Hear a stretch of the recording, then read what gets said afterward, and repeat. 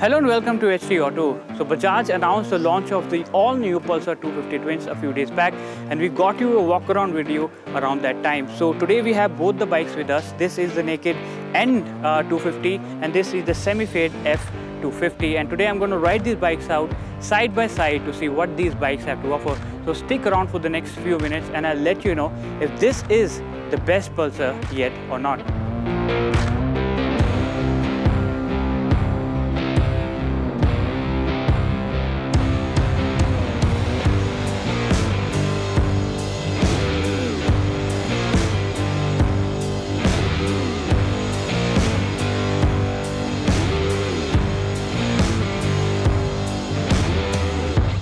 Now guys, getting down to brass tacks, both the motorcycles that you see over here, they're exactly the same bike. Of course, in terms of the overall design, they're different. This is the naked street version, the N250, and this, of course, is the semi-fade version, the F250.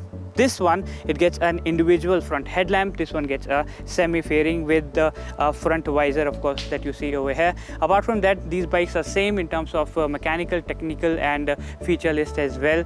They both get full LED headlamp. Apart from that, there are LED DRLs and LED tail lights as well. Now, one of the key highlights on both the motorcycles include, of course, their floating body panels, and they also get sportier split seats, and there's also short and stubby exhaust as well.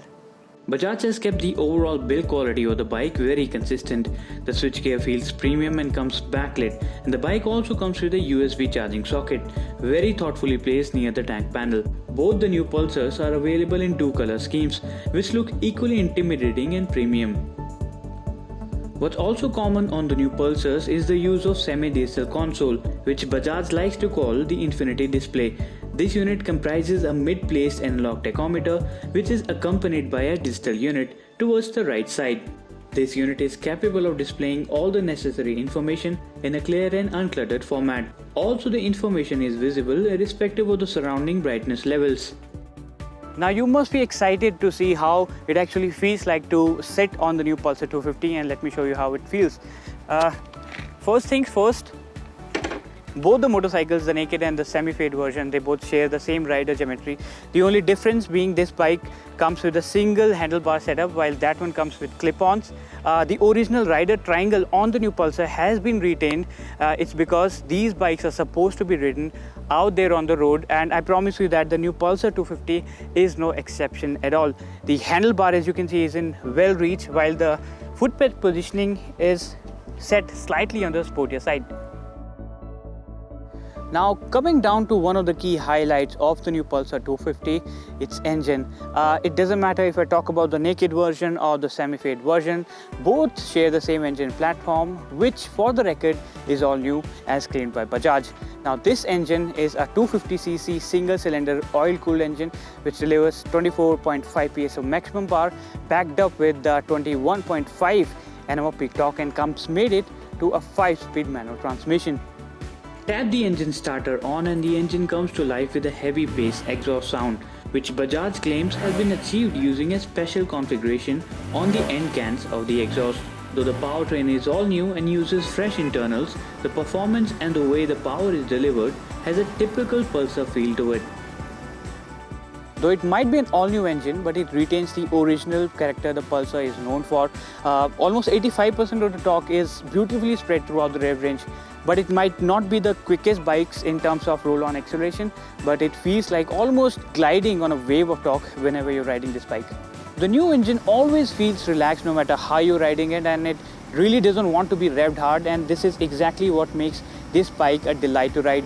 The company has used an offset crank and a counterbalancer to keep all the noise and vibrations under check, and I think Bajaj has done a tremendous job with this all-new 250cc engine.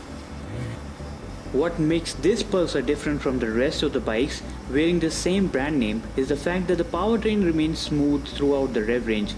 Even if you are squeezing the last drop of power from it and hitting the top speed, which is around 130 kmph, there are no vibrations felt anywhere in the rev band, and that's impressive. The Pulsar feels light and agile thanks to the modern setup. Also, the use of lighter wheels and the tire combination of 110mm front and 130mm at the rear keeps the handling lightning quick when zipping through in and out of the traffic. While the Pulsar feels quick and responsive out on the everyday road, but throw it around a corner and it shows that it is equally good, if not better. Also, the compact and stiffer frame on the new Pulsar gives it a very stable ride, especially when you compare it to the older 220F, which feels like a ping pong ball around a corner. So the new Pulsar has matured well in that sense. Braking on the bike is handled by a single disc up front, backed up with a rear disc unit. Currently, the Pulsar 250 is only available with a single channel ABS, but expect the dual channel to hit the markets in the next few months, though it is yet not officially confirmed. So the new Bajaj Pulsar 250 is definitely a much improved and modern version of itself, as it exactly matches the pure definition of what the brand name Pulsar stands for. Technically, I'll call it an evolution over the Pulsar 220F, as it does exactly what that bike used to do, but better. That's all in the show today. It's goodbye for now, and as always, ride safe.